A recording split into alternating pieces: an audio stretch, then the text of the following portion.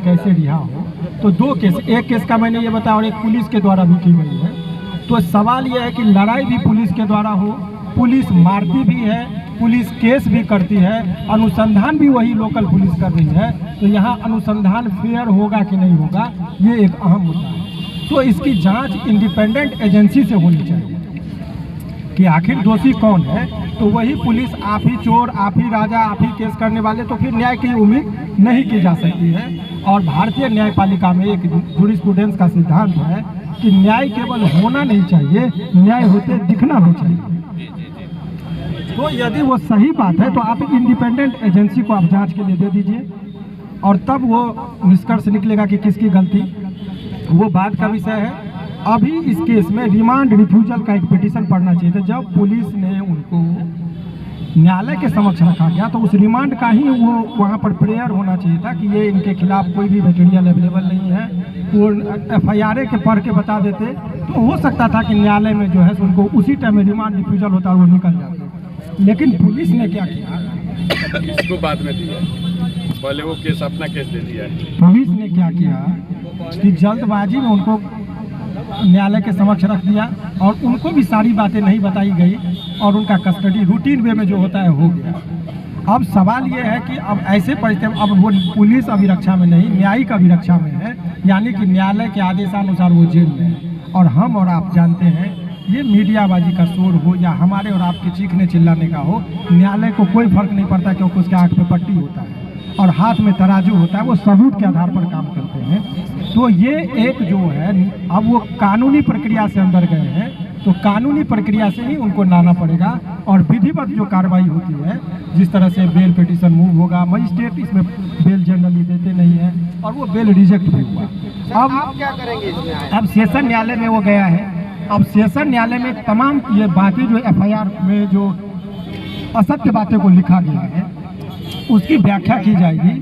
तो वो और डायरी की बात की जाएगी। तो डायरी अभी पुलिस के पास में ये है कि डायरी आप समर्पित कर दीजिए तुरंत में, क्योंकि इसमें तो बहुत ज़्यादा अनुसंधान करने की बात है नहीं। तो डायरेक्ट वो चार्जशीट दे दे और सही बात को वो रखे ताकि वो जल्दी से जल्दी छूट जाए। क्योंकि न्यायालय में ये टेक्निकल बात उठ सकती है कि हमको चार्जशीट या डायरी आने दीजिए तो मैं देखूंगा, तो लंबी प्रक्रिया है। अच्छा वकील साहब, एक यहाँ पे बात है जिसमें है कि 45 के अनुसार, एक मिनट, ये भी बात बहुत अच्छी बात आप लोगों ने कहा। जब कानूनी बात होती तो आर्मी के किसी भी जो होते हैं CRPC की धारा 45 के तहत बोलता है कि उनको डायरेक्ट अरेस्ट जो राज्य सरकार की पुलिस है वो नहीं कर सकती है। लेकिन उसमें एक टेक्निकल वर्ड है, उससे गुमराह होने की जरूरत नहीं है।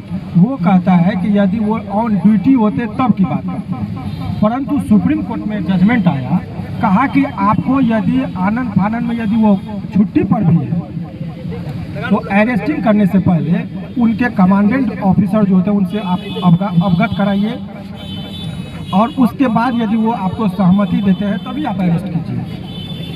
तो क्या वो प्रक्रिया पूरा की गई? तो एक आर्मी का लेटर भी आया है, आर्मी वहाँ से, तो वो तमाम एक चीज़ जो हम लोग लाएंगे रिकॉर्ड पर। और देखिए गलत और सही, सर फिर से जॉब मिल सकता है उनको? जॉब ऊपर कोई खतरा नहीं है। और समझिए कि वो गलत हुआ कि सही हुआ, ये बात न्यायालय में आप सबूत के आधार पर तय करवाएंगे और न्यायालय के ये होता है, उस पर हमारी और आपकी टीका टिप्पणी नहीं होनी चाहिए। अभी सवाल ये है, माना कि उसको गिरफ्तार करने की शक्ति नहीं थी, गिरफ्तार किया। और आपको बता रहे हैं आम जनता की बात में समझिए कि 7 वर्ष से नीचे की सजा का जो भी प्रावधान है जिस केस में, उसमें उनको डायरेक्ट अरेस्ट करना ही नहीं है। एक आर्मी के अलावा मैं अन्य व्यक्तियों में कह रहा हूँ, अभी माननीय सुप्रीम कोर्ट ने अरनेश कुमार के केस में भी ये डायरेक्ट गाइडलाइन दिया कि ऐसा कोई अपराध जिसमें 7 वर्ष से नीचे की सजा का प्रावधान हो उसमें डायरेक्ट आपको गिरफ्तारी नहीं करनी है। तो आखिर क्या ऐसी जरूरत थी कि आपने गिरफ्तार करके उसको भेज दिया? तो एक तरीके से देखिएगा, गलती पर गलती, पहले तो उनको मारना नहीं चाहिए पुलिस को। माना कि बहुत लोग कहते हैं, दोनों पक्ष है, पुलिस वाले का कहना है कि मुझे गाली दी गई, तो गाली दी गई तो उसका आपको यदि किसी ने किसी को गोली मार दिया तो क्या पुलिस भी उसको गोली मार दे? तो सर पुलिस वाले अभी तक बाहर पहले पुलिस वाले ने थप्पड़ मारा है सर। मैं वो बात नहीं कर रहा हूँ, उनकी बात गाली देके। और यदि वो गाली का कोई साक्ष्य नहीं आया है अभी तक, अंदर क्यों नहीं भेजा गया? और उनको अंदर भेजने की जो बात कही जा रही है, ये तमाम तरह का चीज़ जो हमारे आपके लोगों जो यहाँ पर धरना पर बैठे हैं, इनका उद्देश्य, बहुत लोग कह रहे हैं कि न्यायपालिका के कार्य को प्रभावित कर रहे हैं, इनका उद्देश्य वो नहीं है। ये लोग जो धरना पर बैठे हैं, इनका उद्देश्य है कि अभी निष्पक्ष जाँच हो और कम से कम चार्जशीट में जो है जो हकीकत बात है वो इन लोगों का उद्देश्य यही है, वो न्यायालय के कार्यों में हस्तक्षेप नहीं कर रहे हैं। एक र्यूमर फैलाया जा रहा है कि इन लोगों पर भी केस हो जाए कि न्यायिक कार्य में इन लोगों ने प्रेशर दिया, तो वो सब इन लोगों का यही स्टेटमेंट है कि मेरा ऐसा कोई ये नहीं है। इन लोगों का कहना है कि आप जांच निष्पक्ष कीजिए। और आप जानते हैं कि ये जो धरती है, यहाँ गांधी जी भी आके सत्य अहिंसा कर गए थे, तो यहाँ की धरती को सिखाना नहीं पड़ता है। जिस तरह से मछली के बच्चा को तैरना नहीं सिखाया जा सकता, उस तरह से यहाँ बिहार की जनता और खास करके मोतिहारी की जनता को धरना प्रदर्शन के लिए ट्रेनिंग लेने की जरूरत नहीं है। इनके नब्ज में ही बता कि शांतिपूर्ण, जहाँ से पूरे विश्व पटल पर सत्य और अहिंसा का मार्ग जो हुआ यहीं से शुरुआत हुआ। तो इन लोगों के ऊपर यदि कोई इस तरह का लांछन लगाया जाता है तो वो सरासर गलत है, उसकी खंडन भी होनी चाहिए। और आप लोगों से भी अनुरोध है कि आप लोग अपनी बात को शांतिपूर्ण तरीके से रखिए। पुलिस भी हमारा ही पार्ट है, वो कोई इंडिया पाकिस्तान की बात नहीं है, लेकिन जो भी है सामने सच आएगी। और अभी का जो अगला स्टेप हम लोगों का है, अभी एक और केस हुआ है, उसका अवलोकन करके और एक त्वरित में हम लोग चाहेंगे कि यहाँ पर कार्रवाई होती तो होती है, नहीं तो इस एफआईआर का बेल पिटीशन यहाँ पेंडिंग है, तो इसके खिलाफ हम लोग क्वेसिंग में चले जाएंगे हाई कोर्ट में, और माननीय हाई कोर्ट में इसकी अर्जी लगाएंगे कि बेल का पिटीशन यहाँ पेंडिंग रहे तो कोई फर्क नहीं है। यदि एफआईआर ही फर्जी है तो वहीं से वो निरस्त हो जाएगा और जल्दी से जल्दी निकलेंगे, क्योंकि होली की छुट्टी आने वाली है। कोर्ट बंद हो जाएगा तो बड़ी मुश्किल होगी।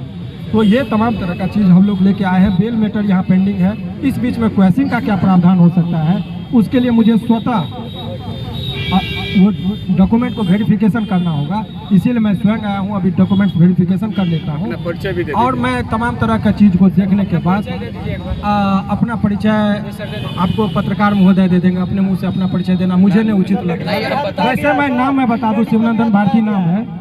लेडीज पर भी हाथ उठाया गया है। उसके लिए देखिए बहुत अच्छी बात आप लोगों ने कहा, उसके एक गलती हो रही है इसमें क्या कि दोनों तरफ से केस होना चाहिए। इनका केस नहीं लिया जा रहा, नहीं लिया जा रहा। उसका प्रावधान है कि आप देखिए, उसका सारा तरीका मैं बता रहा हूँ कि यदि इनके केस नहीं हो रहा है तो उनके वो तो जेल चले गए, तो उनके जो परिजन है जिनके साथ पुलिस ने यदि बदसलूकी की, तो आप एक एफआईआर अभी लिखाएगा, उनके परिजन से बात हो रही है और उसको आप स्पीड कोर्ट से रजिस्टर्ड कर दीजिए एसपी के नाम से, वो सबूत आपके पास होगा और तब नहीं कार्रवाई होगी तो कोर्ट में हम लोग जो है तो 156(3) के तहत पिटीशन देके कि कहेंगे कि क्यों नहीं हुआ, तब वहाँ पर जो है ऐसे ही केस में जो है सो आईओ और पुलिस को और एसपी को फटकार लगती है माननीय न्यायालय से। तो सारे चीज़ों का प्रावधान है कानूनी रूप से। तो यहाँ पर आप लोग सड़क पर जो भी अपनी बात को रख रहे हैं वो ठीक है। हम देखिए सवाल ये बहुत लोगों ने कहा कि इनको क्या ज़रूरत है आने की, इनको क्या ज़रूरत है, रवि भाई भट्ट या जो भी लोग पत्रकार बंधु इनको आने की क्या ज़रूरत है। तो मेरा एक ही सवाल है कि जब आर्मी के लोग जब छुट्टी में शादी ब्याह मुंडन श्राद्ध में आते हैं और अपनी भी शादी लगी होती है और खबर आती है कि बॉर्डर पर जो है सो आक्रमण की स्थिति हो गई, तो सारे चीज़ों को पोस्टपोन करके और देश की रक्षा के लिए वो चले जाते हैं। तो आज यदि वो खतरे में है तो क्या हमारा और आपका एक जिम्मेदार नागरिक होने के नाते जो कर्तव्य है वो कर रहे हैं। इसलिए इस बात को करने में कहीं अतुष्टि नहीं। हाँ, लेकिन दूसरी तरफ मैं आप लोगों से करूँ, ऐसे परिस्थिति में बहुत ज़्यादा उतावलापन में नहीं आना है। पुलिस भी हमारा ही पार्ट है, हम लोग कानूनी रूप से उसको कड़े से कड़े दंड भी दिलाएंगे।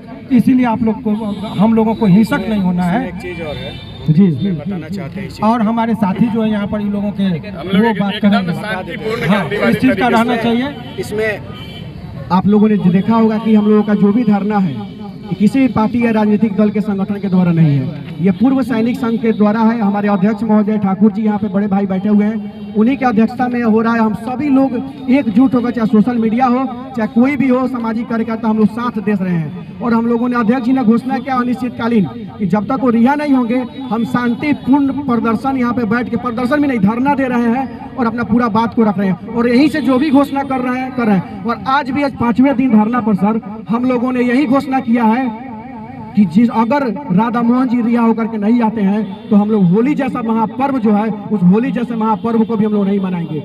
ये हम लोगों ने घोषणा किया। और हम लोगों ने भी घोषणा किया है कि इस होली पर अगर कोई नौजवान सैनिक खून की होली बॉर्डर पर खेलता है कि ताकि हम रंगों की होली अपने घर में अपने परिवार वालों के साथ खेल सके, तो वैसे वैसे जवान के लिए हम लोग कई होली कुर्बान कर सकते हैं। हम लोगों ने प्रण लिया है कि राधा मोहन जी जेल से निकलेंगे और जेल से निकलने के बाद पहला अबीर अगर हम लोगों के गालों में आकर हमारे सभी भाइयों सबके गालों में लगाएंगे अबीर, उसी दिन हम लोगों का होली होगा, नहीं तो होली नहीं होगा। और एक चीज़ और है, हम लोग शांतिपूर्ण धरना पर बैठे हुए हैं। हम लोगों का कहीं से कोई उस तरह का मनोदशा नहीं है कि हम लोग कुछ भी गड़बड़ करें। देखिए आप लोगों को मैं बता दूं, आप लोग खास करके और सुन लीजिए 2-3 बात आप लोगों को मैं बता रहा हूँ, क्योंकि लोग बहुत समझेंगे कि धरना पर बैठे, तो मेरा धरना में पार्टिसिपेशन नहीं है। इन लोगों के लीगल एडवाइस के तौर पर मैं बताया कि आप लोगों को बहुत लोग उकसाने की कोशिश करेंगे कि किसी तरीके से हिंसक हो।